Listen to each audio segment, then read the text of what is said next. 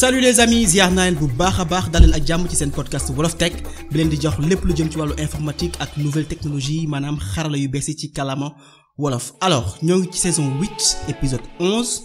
ginnaaw bi ñu waxtaanee nag ci Windows Linux tey dañuy waxtaan ci beneen système d'exploitation boo xamante ni moom ngi tudd Mac OS nga xamante ni moom la ñuy fekk ci ordinateur yi nga xamante ni moom la Apple defal. alors naka la Mac OS juddoo lan mooy taarixam maanaam histoire am lan moo ko wutale ak yeneen système d'exploitation yi maanaam Windows wala Linux. alors bi ñu ko defaree nag ba léegi nii nag am na ay jaar yu bari yoo xamante ni jaar naa fa maanaam ay version yu bari donc lan moo wutale version OS yi nga xamante ni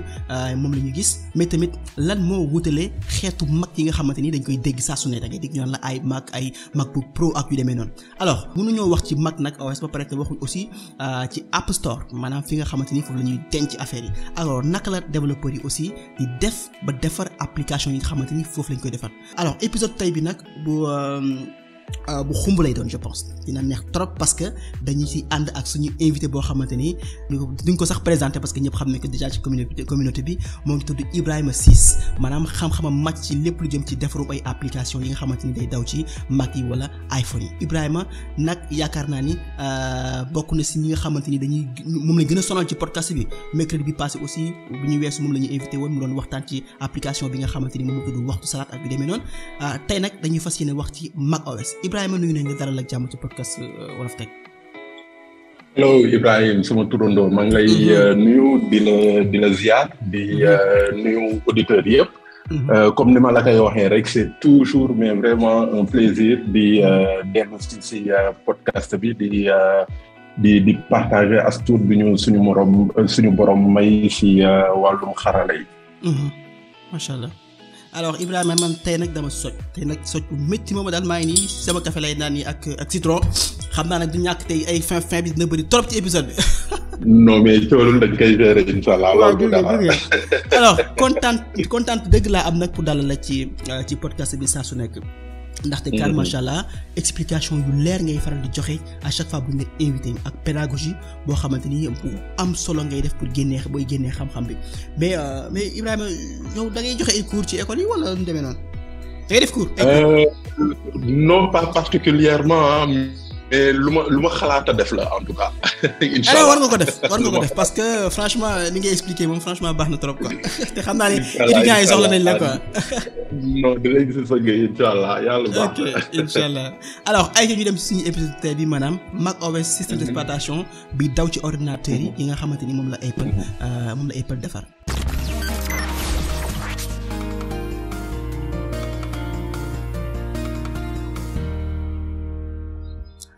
alors Ibrahima ci épisode bi ñu weesu waxoon nañu lan mooy système d'exploitation yaakaar naa ni explication yi ñu ci defoon yëpp leer na et ku bëgg a xam wala ku bëgg a xam lan mooy système d'exploitation mën nga delluwaat ci épisode yi nga xamante ni defoon nañ ko ci ginnaaw ak ay ñoom Seydina Issa Pathé ak yu demee na. alors tey nag dañuy waxtaan ci système d'exploitation Mac OS mais déjà est-ce que mën nga présenter wu rapidement ñu xam kan mooy Ibrahima parce que à chaque fois dafa am ñuy ñëw bees ci podcast bi. bien sûr alors Ibrahima Ciss laa tudd maa ngi dëkk Guédiawaye pour être plus précis Guédiawaye. ok donc man j'ai fait des études sama cursus scolaire bi yëpp fii laa ko defee au Sénégal à Dakar principalement j'ai fait des études en électronique et électricité donc tout ce qui est informatique en fait je l'ai fait mais vraiment tardivement laa ko def donc j'ai fait de l'électronique ba année 2007 yooyu noonu juste avant mon bac même sama bac j'ai eu un baccalauréat technique au lycée de la Fosse. donc après juste sama bac laa commencé wu intéressé wu sur tout ce qui est informatique parce que benn passion bu doon nelaw ci man la donc voilà ma commencé ci gëstu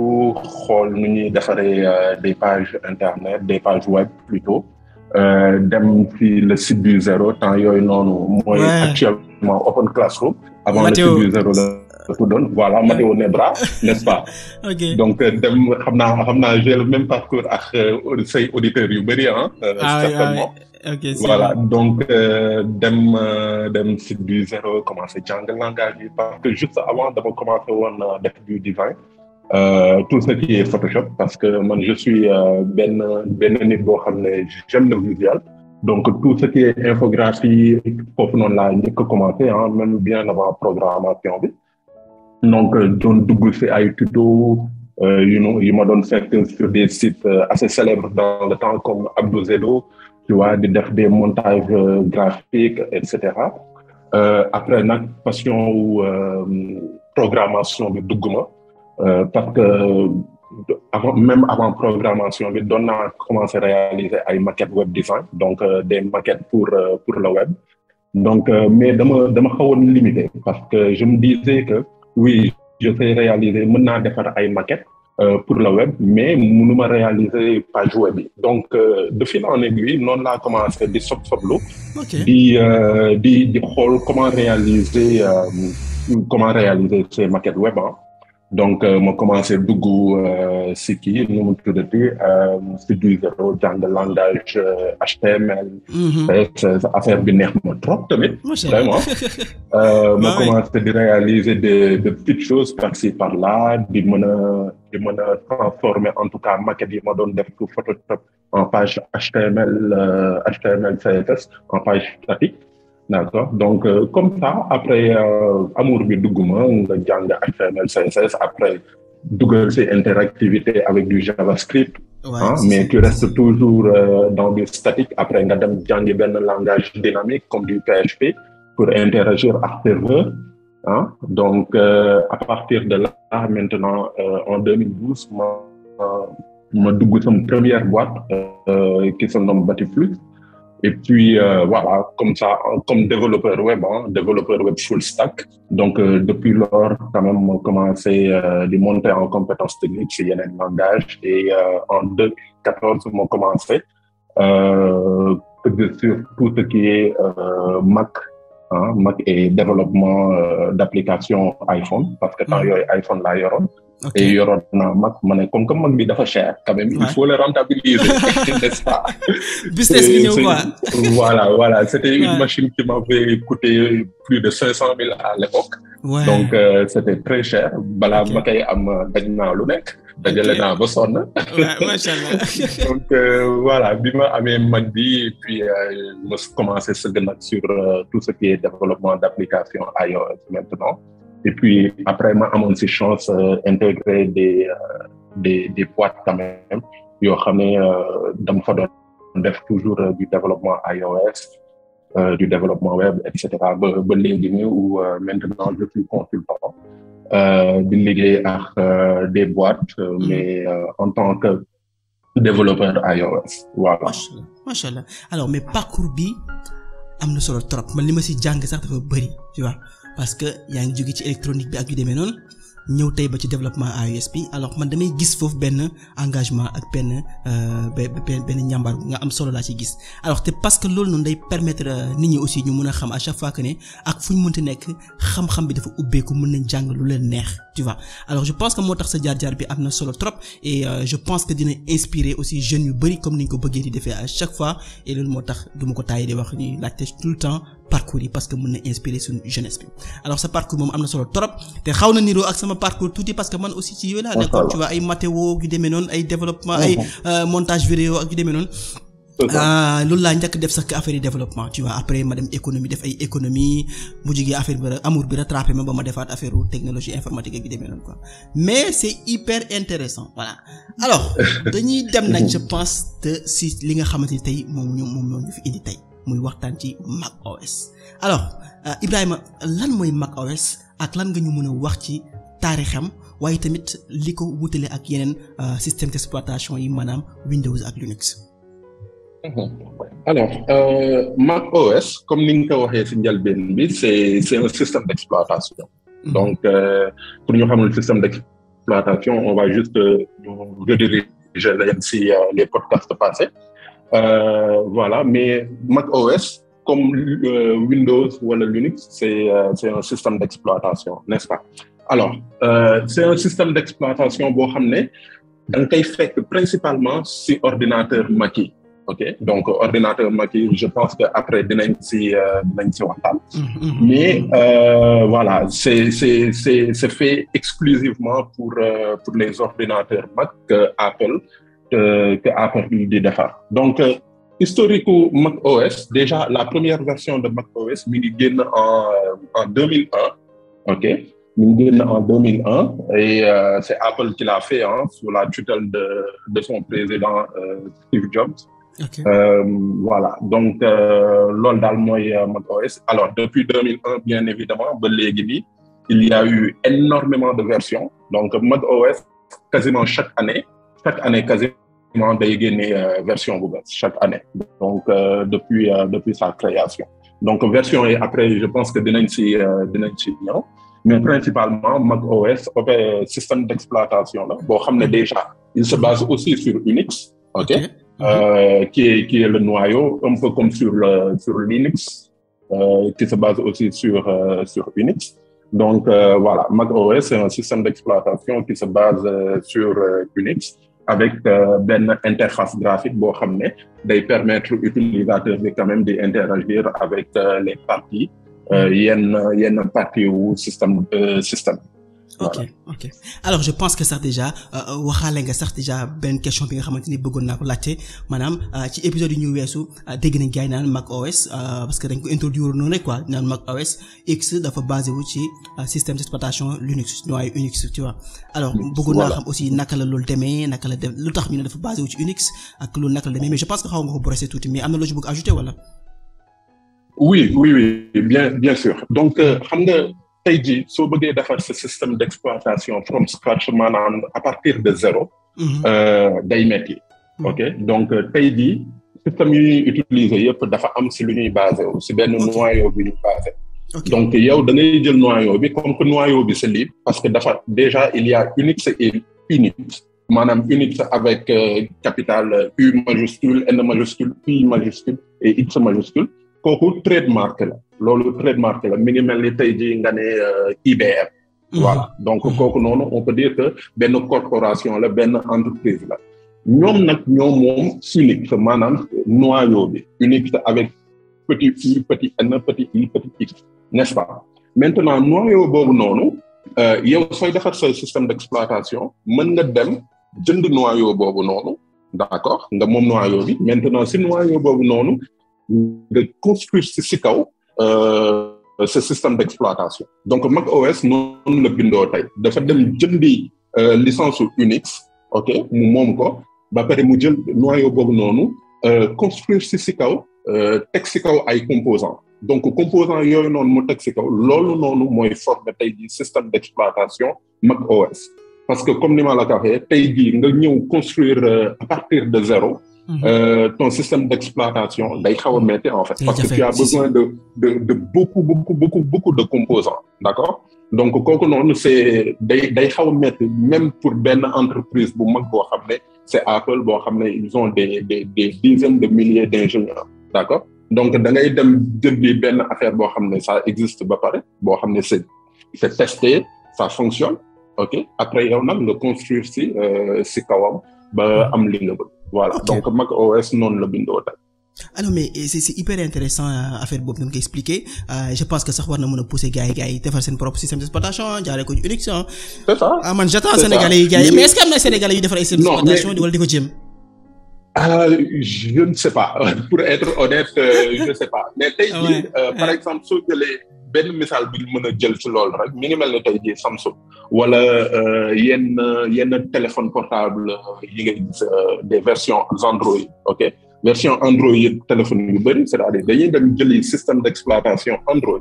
qui est un système à part, ok ñu ñëw builder ci seen composant c'est-à-dire ñu yokk ci benn surcouche ba am ñoom seen propre système d'exploitation. d'accord, comme par exemple Samsung, ils ont leur propre système d'exploitation boo xam ne c'est day basé wu sur Android, c'est-à-dire le noyau, le cœur boo xam ne dañuy jël juste des composants rejetés ko ci quoi. Donc téléphone Android yu bëri yi ngay gis les marques là ils prennent juste le noyau Android qui est open source tey jii maanaam mën nga ci def lu la neex, d'accord, donc nga jël modifier ko changer ces yenn aspects et puis tu te retrouves avec un nouveau système d'exploitation. Okay. Donc c'est exactement la même chose avec macOS. Je pense que c'est hyper clair et yaakaar naa ni gars yi comprendre exactement, tu vois, man aussi jàng naa ci lu bari quoi. Alors je pense que aussi comme système d'exploitation yëpp quoi, tu vois, mooy Windows, Linux ak yëpp yeneen système d'exploitation yu fi waxtaanee bu ci nekk am na ay mbir yu ñu lay mandargale. Alors Ibrahima, système d'exploitation macOS lan mooy ay caractéristiques am maanaam ay mandargaam yi gën a fës ak ay fonctionnalités ak yan ñooy fonctionnalités yi nga xamante ni moom la ñu fekk ci biir macOS. Waaw, alors peut-être kooku c'est mon avis sama avis personnel la, mais peut-être que ça ne sera pas bu ñëppay bokk avis bi ak man. Mais tey jii man nu may caractériser macOS c'est sa simplicité. Maanaam dafa yomb utiliser, alors yomb utiliser encore une fois du ñëppay d'accord ak man. Ouais, c'est vrai. Mais alors Ibrahima, c'est vrai que man bi ma njëkkee am Mac bi xaw naa ko joxewaat parce que dama tàmm Windows ba voilà xaw naa ko, mais après bi ma demee ba habitué wu c'était beaucoup plus facile, c'est vrai. Exactement. Soo jugee Windows wala Linux nga ñëw dal ci macOS, c'est vrai que changement bi day xaw a métti tuuti parce que interface bi day changer. doo am yenn commande yi nga amoon wala yenn réflexe yi nga amoon bi nga doon utiliser Windows wala Linux, donc looloo tax xam naa nit ñi di naan dafa xaw a compliqué. Mais comme ni nga ko waxee après quelques jours, quelques semaines utilisation bu da ciy am, d'accord. Donc man ni ma koy caractériser aujourd'hui mooy de par son utilisation qui est vraiment assez simple. Tu as l'interface qui est vraiment très facile à naviguer. Naviguer ces interfaces bi yomb na, simple na tamit, te c'est un système d'exploitation robuste. Tey jii si Windows am na gars yi lu ñuy tooñee toujours Windows mooy the blue screen of death, okay? Ou bien l'écran bleu de la mort. Oui, non, xam naa bu baax. Voilà, gis nga ñu bëri si Windows min nañu loolu en fait. Donc bi dem quoi. Voilà, mi ngi noonu l'écran bleu de la mort. Donc yooyu noonu c'est pas des choses que tu vas retrouver forcément si Mac. D'accord? Bon, chaque opérateur, chaque système d'exploitation peut-être aussi a ses propres inconvénients, etc. Parce que yenn saa yi tamit mën nga utiliser des applications sur Mac puis cracher, etc. Ou bien soudainement ce ordinateur redémarrer, etc. Mais c'est pas aussi fréquent comme sur Windows ou bien comme sur les autres systèmes d'exploitation en fait. Donc tey jii da ngay am benn système boo xam ne quand même c'est vraiment très très très fiable par rapport à ton utilisation, ok? Et côté sécurité aussi, tey jii on va te dire que par exemple bon kenn koo xam ne xamul peut-être lu bari ci Mac, il va te dire que ordinateur Mac du jël virus, du jàpp virus par exemple. Loolu noonu c'est des choses, voilà, c'est des choses qu'on dit souvent, mais dina am virus certes, mais c'est pas comme ampleur u tey jii ordinateur Windows où ce système ce n'est plus utilisable, mu yàq say fichiers, etc. Man depuis plus de 10 ans que je suis sur Mac, j'ai musuma confronté problème yooyu en fait, ok? Où tey jii je été affecté par benn virus boo xam ne dafa yàq samay fichiers wala day dupliquer samay dossiers, etc. Jamais, ok? Peut-être dina am ay yenn malware yoo xam ne dina attaquer sa machine, mais voilà, avec yenn logiciel yoo xam ne voilà, di nga leen mën a supprimer très très très facilement quoi. Donc du jël benn ampleur boo xam ne comme sur Windows où ta machine est affectée et quasiment inutilisable. Ok. ça c'est hyper non mais je pense que loolu am na solo trop sax ñu xam ko parce que système d'exploitation la boo xamante ni ñi ko yor léegi mu ngi commencé bari trop sax tu vois et mu ngi gën a am doole bu baax a baax et je pense que même li ñuy wax noonu mu ngi mel ni sax nga jógee ci téléphone Android dem ci téléphone iPhone da ngay xaw a dépaysé wu tuuti mais à peu près boo ko utiliser tuuti rek après da ngay gis ne sax dootoo mën a dellu ci Android quoi parce que dafay yéex et tout ça alors que bu ñëwee ci iPhone amul problème yooyu quoi c'est hyper rapide voilà et blocage yooyu du ci am alors système Ibrahima système d'exploitation bi ñuy waxtaanee tey nag je pense que biñ ko créé yàgg na trop même sax lu jiitu Mac OS amoon na ay Mac OS X je pense tu vois bu yàgg ba tu vois les années 1984 xaw ma genre demee noonu alors mais ba léegi da ngay gis ne moo ngi évoluer ñu koy gën a defaraat di ci yokk ay mbir yu bees saa su nekk maanaam moo am ay version yoo xamante ni version yu bees lay doon ñoo ngi génn quoi alors Ibrahima est-ce que mën nga ñu wax tuuti rapidement ci version yi nga xamante ni moom mooy faral di génn à chaque fois ak lan moo leen wutale mais aussi naka la ñuy génnee version yi saa su nekk ci naka la ñuy basé wu génnee version yi. Alors comme ni nga ko waxee Mac OS tuddul woon Mac OS ça s'appelait OS X, d'accord. Okay. Donc OS X c'est un chiffre romain qui signifie 10, ok. Donc OS 10. Donc comme ni ma la ko waxee sànq chaque année day am benn version bu bees buy génn donc la première version c'est Mac OS X kese maanaam c'est Mac OS X qui est sorti en 2001 comme ni ma la ko waxee. Maintenant yeneen année yi chaque année day am une nouvelle version bon avant c'était par intervalle de 2 ans wala 1 an et demi et cetera mais léegi chaque année côté fin septembre début octobre nga gis ne am na benn Mac OS bu génn ok donc léegi ñu leen di différencier c'est que ñu leen différencier principalement mooy chaque version bu génn day yokk des fonctionnalités en fait. Ok par rapport à version précédente bi wala version at bi passé d'accord donc on est bien d'accord que Mac OS X il y a 20 ans c'est diamétralement opposé à Mac OS 12 Monterey on est bien d'accord parce que déjà interface bi changé na il y a énormément de fonctionnalités et entre-temps il y a eu am na ay ordinateurs yoo xam ne c'est beaucoup plus puissant pour supporter en tout cas dernière version wu Mac OS yi mais système lu ñu mën a jàpp mooy Mac OS en fait chaque année dina am benn nouvelle version bu génn te version bu génn en fait day indi ay yokkute. ok si par rapport en tout cas ak version bi ka précédé voilà donc et tey jii benn changement drastique bi ñu mën a identifier mooy Mac OS par exemple Yosemite ok Mac OS Yosemite qui est sorti en 2014 ok où Apple dafa changer drastiquement foofu noonu interface graphique bi ok par exemple avant les versions Mac OS Yosemite on avait une interface Aqua lu ñuy wax interface Aqua où on avait des boutons skeuomorphiques etc des boutons assez bleus assez flashy etc mais avec Mac OS Yosemite par exemple qui est sorti en 2014 en octobre 2014 on a eu droit à des interfaces qui sont assez flat ok avec l'avènement du flat design donc avec des couleurs qui sont assez vives etc et depuis Mac OS Yosemite donc identité graphique boobu noonu le Apple di poursuivre en fait toujours avec ses interfaces assez flat maintenant depuis Yosemite en 2014 voilà. ok alors je pense que yooyu am na solo mais je pense actuellement tey jii ñu ngi ci bonne version lañu nekk nii. Actuellement ñu ngi ci Mac OS 12 qui se nomme Mac OS Monterey mais dans 2 mois ou bien dans même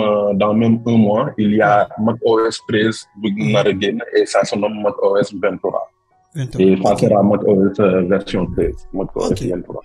ok ça marche alors je pense que loolu am na solo trop et juste avant ñuy jàllaat ñi nga xamante ni ñoo ngi déglu podcast bi yaakaar nañu ko ñu ngi commencer xam Yóbbaale ma alors Yóbbaale ma nag épisode tey bi ñoom ñoo koy sponsoriser mu nekk benn application covoiturage foo bëgg dem ci Sénégal mën nga ci dugg def sa recherche gis ay auto yoo xamante ni mën nañ la yóbbaale ci njëg bu yomb alors ku bëgg am plus d'information nag ci application yóbbaale ma boobu nag mun nga xool notes yi nga xamante ni moo nekk ci épisode bi et je pense que jëfandikoo ko am na solo trop aussi parce que jàppale suñu start-up yi nga xamante ni ñu ngi nekk Sénégal la te ñu ngi def liggéey bu am solo donc ku bëgg a découvrir plus d'informations ci yóbbaale ma maanaam application de covoiturage la mun nga xool description podcast bi parce que ñoom ñoo ñu sponsorisé tey bañ mën a def épisode bi nii normalement.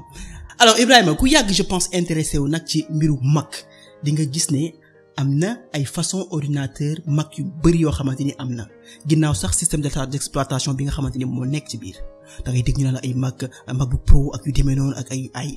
MacBook Air ak je pense. alors Ibrahima yan xeetu Mac ñu am ak lan moo leen wutale ci seen biir maanaam yenn saa yi sax da ngay dégg ñu naan la ay MacBook Pro et cetera bëgg nañu xam exactement nga leeral ñu déjà lan moo indi affaire boobu noonu parce que tamit yenn saa yi di nga bëgg a jënd ay Mac mais doo xam exactement ban nga war a jënd en fonction aussi li nga xamante ni moom ngay liggéey aussi yan façon Mac nga ñoo am exactement. ok alors Ibrahima façon Mac yi bëri na. façon Mac yi bëri na mais toujours day dépendre yow ci utilisation bi nga bëgg a def n'est-ce pas. Parce que suñ ko mënee suñ leen bëggee catégoriser en tout cas il y a deux sortes ah ñaari xeetu Mac moo am da ngay am benn xeet boo xam ne benn genre Mac boo xam ne c'est benn pour utilisation personnelle pour grand public. Okay. Pour utilisation personnelle grand public am beneen boo xam ne dañ koy jagleel tous les professionnels en fait ñoo xam ne seen liggéey dafa xaw a diis comme ay développeurs ay vidéastes ay photographes et cetera d'accord donc si noonu dañuy am te si Mac yooyu tamit am na des versions desktop ok mooy ordinateur de bureau yi et des versions laptop mooy ordinateur portable d'accord donc da ngay gis ne di nga am benn MacBook Air di nga am MacBook Pro ok pour tout ce qui est laptop ordinateur portable donc pour ordinateur portable yi ñaar yooyu noonu ngay am MacBook Air ak MacBook Pro ok et léegi pour yeneen yi ordinateur de bureau yi da ngay am benn iMac par exemple iMac mooy benn Mac boo xam ne day intégrer lépp day intégrer unité centrale bi écran bi di nga am tamit Mac mini toujours ci ordinateur du bureau yi maintenant cette année ci biir année bi wala su ma juumulee année dernière ci la Mac Studio génn Mac Studio aussi c'est pour les professionnels hein et il y a aussi les Mac Pro donc da ngay am 6 xeetu Mac su ma ko bamtoo donc da ngay am un MacBook Air MacBook Pro iMac Mac mini Mac Studio ak Mac Pro donc 6 genre ordinateur Mac yooyu noonu moo am. ñoo am quoi mu nekk li nga xamante ni yenn yi laptop la maanaam ay ordinateur yu ndaw yi nga yóbbu sa bureau yenn yi mooy ordinateur desktop yi nga xamante ni moom mooy nekk ci bureau yi quoi. Non baax nañu xam ko parce que des fois da ngay bëgg jënd Mac mais en fait da koy comprendre ban nga war a jënd ay Mac wax ñi bu fekkee ne da nga nekk koo xamante ni xamuloo environnement bu baax rek mën nga réer tu vois mais c'est bien ñu xam ko exactement. Ouais donc pour un petit guide par exemple bu fekkee ne yow tu es un professionnel donc tu peux choisir en tout cas entre un MacBook Pro parce que Pro bi mooy professionnel Pro ça signifie juste benn diminutif professionnel la donc c'est MacBook Pro c'est on va dire que pour professionnel yi la n'est-ce pas maintenant bu fekkee ne loolu noonu da nga soxla portabilité maanaam da ngay jóge sa kër sa ordinateur da nga ko bëgg a utiliser sa kër utiliser ko sa bureau wala utiliser ko à l'université à l'école je sais pas moi donc kooku noonu ordinateur portable ngay soxla donc tu peux aller vers un MacBook Pro maintenant bu fekkee ne yow tu sais que lii nii du bouger soxla woo muy bouger et cetera donc bu boobaa tu peux opter pour un iMac wala un Mac Studio wala un Mac mini ok sachant que bu si nekk en fait daf lay jox benn puissance plus ou moins machine yi dañuy xaw a gënante si en termes de puissance quoi donc yow yaay xool ban genre puissance ngay soxla bu fekkee ne ay travaux yu xaw a diis comme les vidéastes là les monteurs vidéo et cetera donc bu dee genre yooyu noonu tu as intérêt à wut benn Mac Studio par exemple tu vois parce que moom mooy gën a supporter en tout cas charge de travail bi nga koy jox mais bu fekkee ne par exemple pour ce genre yi nga xam ne ay podcast la ñuy def et cetera donc ça c'est un MacBook Pro moo leen di arrangé bu fekkee ne ils veulent quelque chose de portable de portatif bu fekkee ne c'est figé peut-être un iMac ok mais bu fekkee ne par exemple pour utilisation grand usage nga ko bëgg def pour utilisation globale par exemple soxlawoo yenn tâches yu diis yeex affaire yooyu peut-être pour dem c'est internet bi surfer def quelques tâches de petit marketing de marketing plutôt ubbi Office Word et cetera donc kooku noonu tu peux acheter par exemple un MacBook Air donc moo leen gën a yomb et ça pourra gérer toutes ces tâches inchallah ok non je pense que c'est hyper intéressant nga xam loolu man mii bi may ut sama Mac bi nii ci amoon na ay choix yoo xamante ni je comprenais pas lan mooy différence entre Airbag Pro bi après voilà da nga koy mën a xam mais je pense que c'est hyper important et je pense que ñu bari dinañ leen amal njëriñ quoi alors Ibrahima mënuñoo wax nag ci Mac d'une manière générale ak Mac OS te waxuñu ci li nga xamante ni moom lañ naan App Store Ibrahima dama lay bàyyi exactement nga wax ñu lan mooy App Store ak lan moo nekk njëriñam. Alors store mooy application store maanaam suñ koy tekki mooy suñ koy tekki déjà en nasaraan mooy boutique d'application suñ koy tekki en wolof mooy boutique boo xam ne dañ ci am benn lien boo xam ne dañ ci am ay application donc application yooyu tey jii ce sont juste des logiciels yoo xam ne dañ koy mën a installer sur sa ordinateur Mac ok et voilà donc application yi on a yow je pense que amoon nga ci benn podcast tamit parlant des applications donc App Store daal benn lieu la benn place la boo xam ne da nga koy ubbi tu peux chercher ay applications yoo xam ne da nga koy installer ci sa Mac ok donc ça vient avec ça yoo ubbee benn Mac certainement di nga ci fekk App Store donc ça te permet de télécharger et d'installer ay applications c'est principalement ça donc application yi nag maintenant mën na payante comme mën na gratuit ok donc mën nga am ay applications yoo xam ne mën nga ko utiliser gratuitement maanaam doo fay mais am na yeneen application yoo xam ne da ngay fay pour installer ko et ça c'est la majeure partie des applications tamit sur le store nga xam ne tey jii pour utiliser leen il faut que nga fay pour mën a jënd application boobu noonu commencer ko utiliser ci sa Mac te looloo tax en fait ñu naan Mac en fait ñu bari bëgguñu ko tamit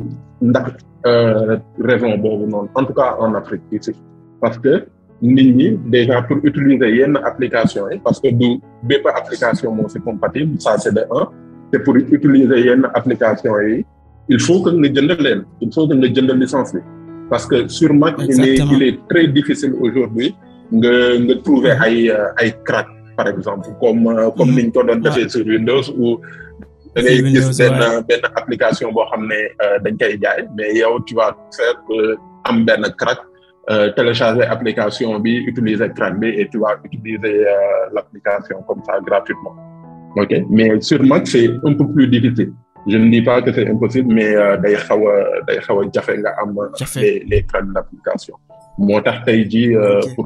pour utiliser quand même un Mac il faut quand même que dépendant en tout cas si sa utilisation ngay jënd yenn application voilà. Ouais, ça c'est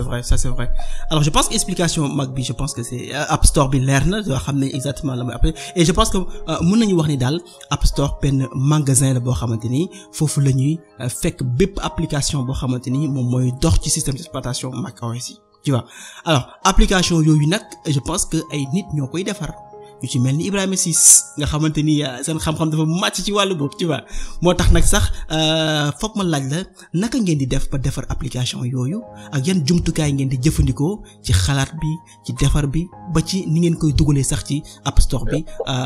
pour que ñëpp mun ci jot. D'accord alors jumtukaay yi déjà Apple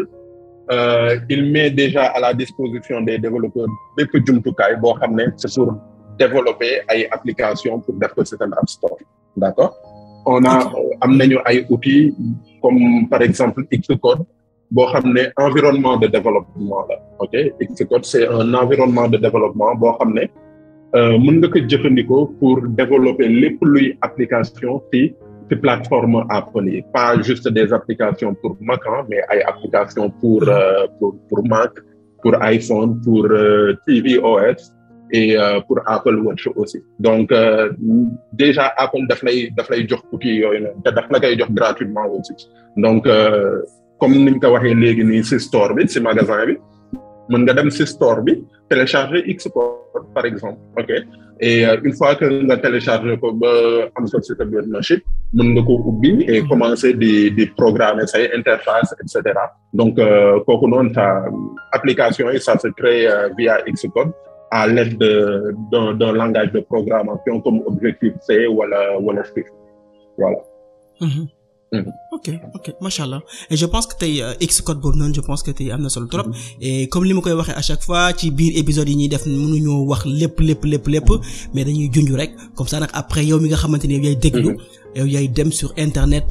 wala nga gëstu ji wala nga jege ñu mel ni ñoom Ibrahima Ciss pour gën a mën a yokk sa xam exactement nag la ñuy développer application yooyu mais ñun fii dañuy junj buñ junjee nag après yow nga dem mottali des quoi sur bibliothèque yeeg ak yu demee noonu et je pense que loolu am na solo trop quoi alors Ibrahima émission bi nag léegi tey mu ngi waaj a jeex mais nag fokk ma laaj la rapidement ñaari question alors bi njëkk nag ci wàllum sécurité la maanaam kaaraange gi est-ce que système Mac OS am na sécurité yenn saa yi nag damay dégg ñu naan ñuy wax ay fichier Xprotect bu nga xamante ni dafay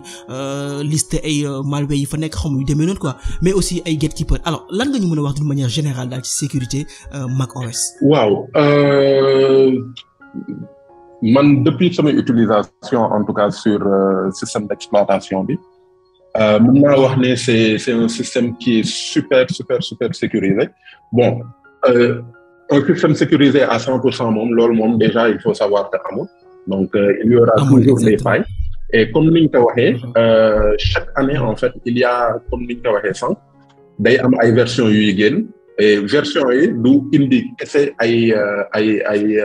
ay nouveautés par rapport ak ancien système bi mais day indi tamit ce qu'on appelle des patchs de sécurité maanaam si version bii nii par exemple version bii ñu nekk benn faille de sécurité gis nañ ko donc prochaine version bi wala prochaine mise à jour bi day fixer day régler problème de sécurité yooyu moom donc problème de sécurité en fait c'est présent ok c'est omniprésent donc dañ koy gis par exemple si chaque version en fait chaque version OS Mac OS ok donc benn affaire la boo xam ne toujours en fait ingénieur Apple yi dañ koy gis après ñu résoudre ko et proposer benn mise à jour pour résoudre pour que utilisateurs yi migrer en tout cas si mise à jour bi buy régler problème sécurité bi am donc côté sécurité toujours c'est un travail boo xam ne toujours day continuer d'accord il y aura toujours des failles de sécurité yoo xam ne nit ñi dañ koy découvrir et ces ingénieurs chez Apple vont fixer ces problèmes donc loo xam ne c'est continuel la day continuer d'accord mais tey jii pas au point de par exemple yàq sa ordinateur ou quelque chose comme ni ma ko waxee woon sànq si njëlbéen bi pas man par exemple j'ai jamais rencontré ay problèmes de sécurité majeurs vraiment pour être honnête depuis que j'utilise Mac bon am na ñeneen ñoo xam ne ils ont été peut-être moins chanceux que moi yoo xam ne peut-être am rencontré nañ des problèmes yoo xam ne xaw na sérieux tuuti mais toujours est-il que problème yooyu noonu ça sera toujours fixé en tout cas par ay nouvelles mises à jour n'est-ce pas et l'autre chose voilà l'autre chose aussi c'est que chaque application il faut faire attention aussi quand on est sur Mac li ñu war a prêter attention mooy di télécharger des applications yoo xam ne day jóge ci store bi directement pourquoi cela parce que quand nit ki su télécharger une application boo xam ne dafa jóge ci store bi cela veut dire que Apple en fait def na tout ce qui est vérification côté sécurité ci application bi en elle-même d'accord parce que bépp application bu nekk ci store bi xamal ne derrière balaa muy nekk ci store bi dafa am ay vérification yu mu jaar c'est ay verification step yu mu jaar yoo xam ne ingénieur Apple yi ñu ñoo télécharger d'abord application bi vérifier ko xool ndax amul ay failles de sécurité et cetera et cetera et cetera donc c'est à la suite de toutes ces vérifications là que Apple en fait autorise application bi pour mu dem ci store bi donc quand Apple aujourd'hui autorise une application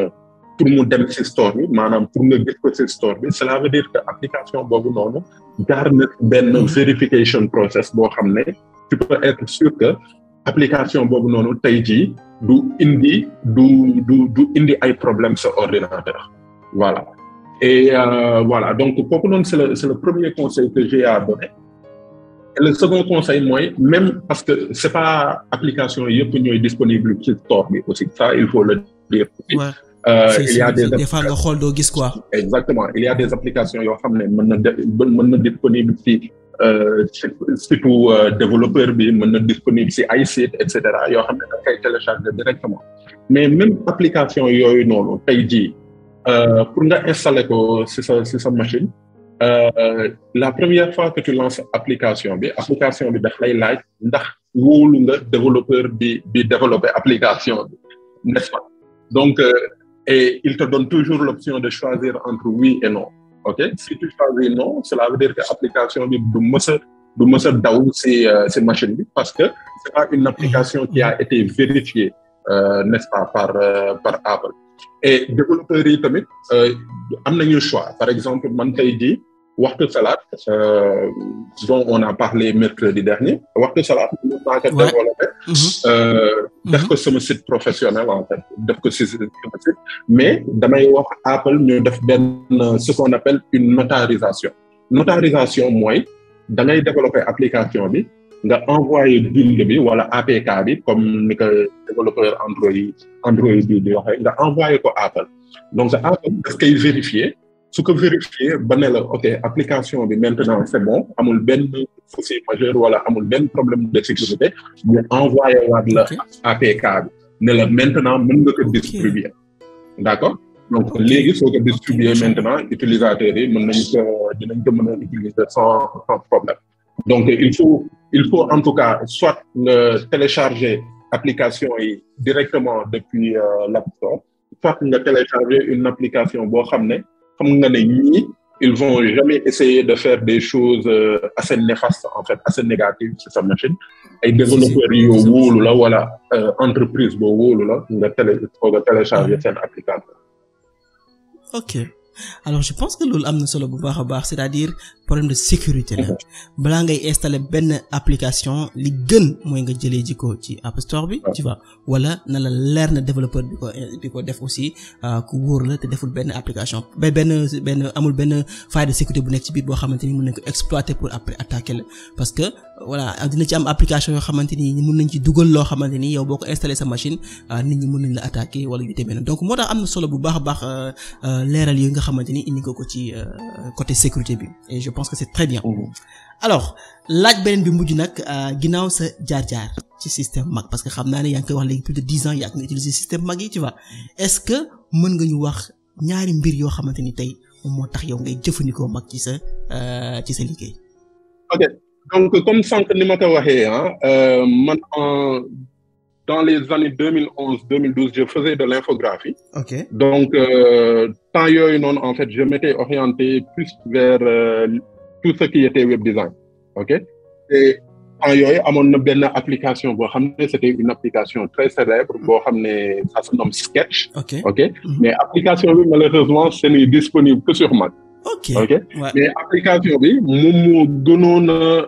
méngoo ak man li ma bëggoon def parce que temps yooyu def du web design. avec Photoshop. En fait dafa xawul diis. C'était une tâche vraiment très très très lourde. moo tax en fait man ma migrer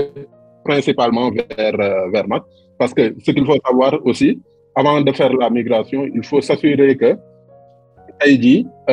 yenn application yi nga doon utiliser peut-être sur Windows wala Linux ça ne sera plus disponible chez Mac loolu moom il faut que mu doon benn certitude mais fort heureusement man en tout cas si sama workflow j'ai besoin principalement de 2 applications. Mooy application Sketch pour faire du design principalement. ak application Xcode boo xam ne Xcode malheureusement. ce n'est disponible que sur Mac aussi. D'accord. Donc pour faire du développement Apple, développement iOS ou macOS. Léegi nag bu fekkee ne dama soxla yeneen par exemple sur Windows doon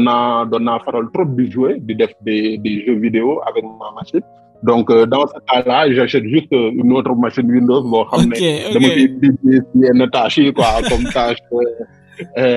jeux vidéo ou consort voilà mais Mac pour utiliser ko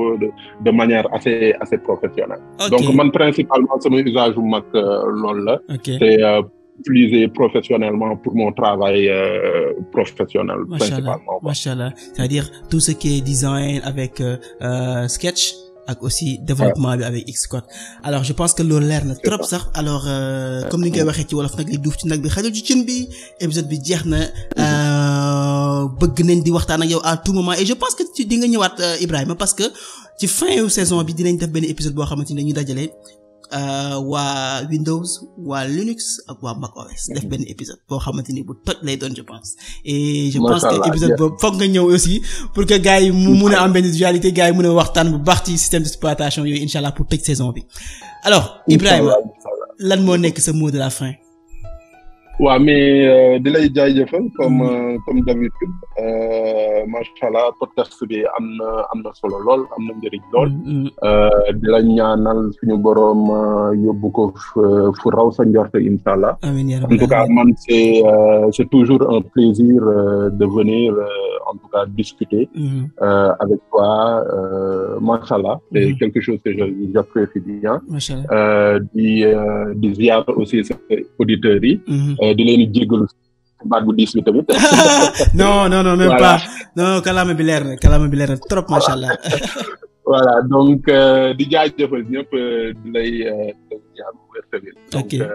lay wax tamit peut-être à la prochaine pour un nouvel épisode. inshallah non da ngay ñëwaat ci podcast Wolof Tech bi et je pense que yàgg nga sax miin nga podcast bu baax a baax def nañu ak yow ay épisodes yu bari et mercredi bi passé moo ci mbuccu alors. Merci beaucoup Ibrahima ñu ngi leen di jox daje encore ci beneen semaine inchallah ak beneen épisode bu bees mais en attendant mën ngeen dem ci internet ngeen télécharger ay applications yu mel ni Spotify wala yu mel ni Google podcast wala Apple podcast ngeen rechercher Wolof Tech di ngeen ko fa fekk te à tout moment da ngeen mën di déglu épisodes yi nga xamante ni mooy épisodes yu bees yi quoi bu leen fàtte nag aussi abonné wu comme ça ngeen mën di jot à chaque fois épisodes yu bees yi ñu ngi préparer nag ay affaires yu bari lu ci mel ni juróomi simili ak yeneen tu vois ak beneen plateforme bu bees et loolu yëpp dina ñëw inshallah ci fan yu yàggul dara inshallah allez merci beaucoup ciao à la semaine prochaine.